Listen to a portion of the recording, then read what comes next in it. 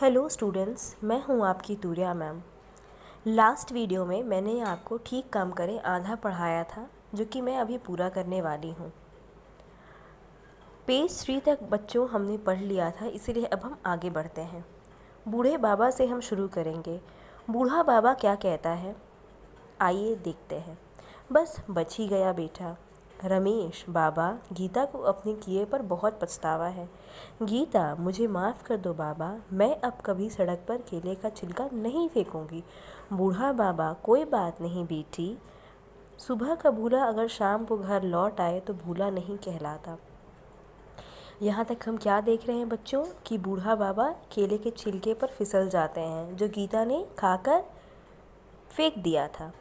रमेश इस पर क्या कहता है कि बाबा, गीता को अपने किए पर बहुत अफसोस है। गीता भी माफ़ी मांगती है बाबा से और कहती है कि बाबा, आइंदा से मुझसे ऐसी गलती नहीं होगी। बूढ़ा बाबा उस पर क्या कहते हैं, कोई बात नहीं बेटी, अगर सुबह का भूला शाम को घर लौट आए तो उसे भूला नहीं कहते। इसका अर्थ क्या होता है बच्चों? इसका अर्थ यह होता है कि अगर समय रहते हमें अपनी गलती का अफसोस हो जाए तो यह बहुत बड़ी बात है और वह गलती गलती नहीं रह जाती। मोहन इस पर क्या कहता है कि बाबा, हम आपकी बातों को नहीं समझे। बाबा फिर से समझाते हैं, सुनो बेटा, अगर गलती करने वाला यह समझ ले कि उसने गलती की है तो वह गलती नहीं रह जाती। बाबा इस पर क्या समझाते हैं कि बेटा, अगर गलती करने वाला यह मान ले कि उससे गलती हुई है, उससे भूल हुई है और वह प्रायश्चित करने का ठान ले, वह सुधरने का ठान ले, तो इससे बड़ी बात कुछ नहीं हो सकती। वह गलती माफ़ी लायक होती है, वह गलती गलती नहीं रह जाती। इस पर सब बच्चे क्या कहते हैं एक साथ, अब समझ में आया बाबा। ठीक है बच्चों, उम्मीद करती हूँ पाठ आपको समझ आया होगा।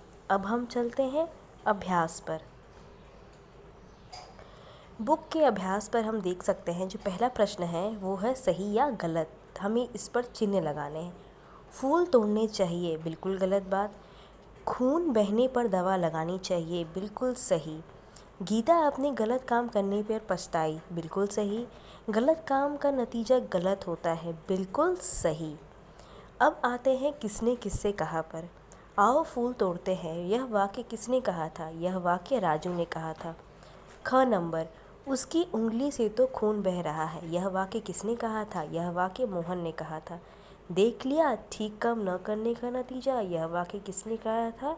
यह वाक्य रमेश ने कहा था।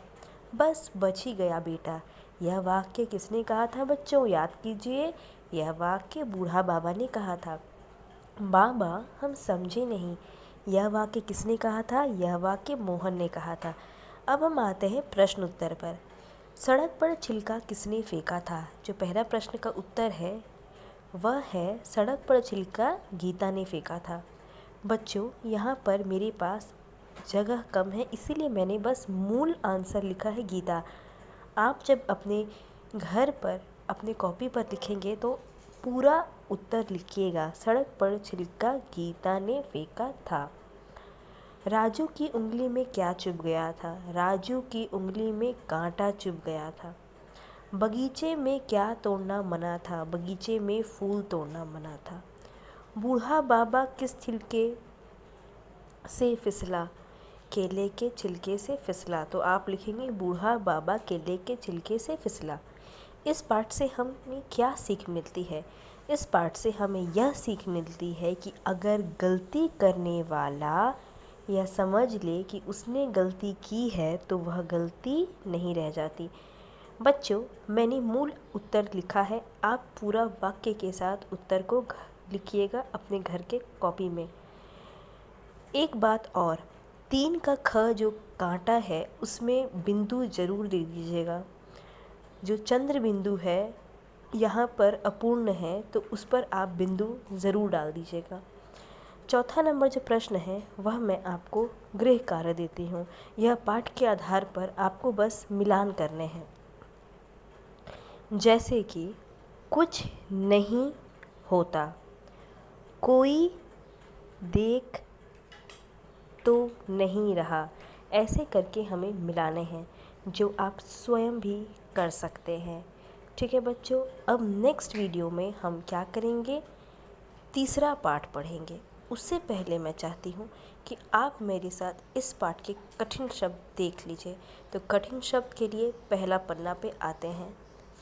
जैसा कि आप देख सकते हैं, मैंने कठिन शब्द ठीक काम करे के नीचे लाल अक्षर से लिखा है कठिन शब्द। ये आपके क्या हैं, कठिन शब्द हैं जिसे आपको घर में लिख कर याद करने हैं। सुंदर, छिलका, तोड़ना, फसल, फिसल, माफ़ कीजिएगा, उंगली, पछतावा, निकाल, कहलाता। ये आपके कुछ कठिन शब्द हैं जो आप घर में लिखकर याद कीजिएगा।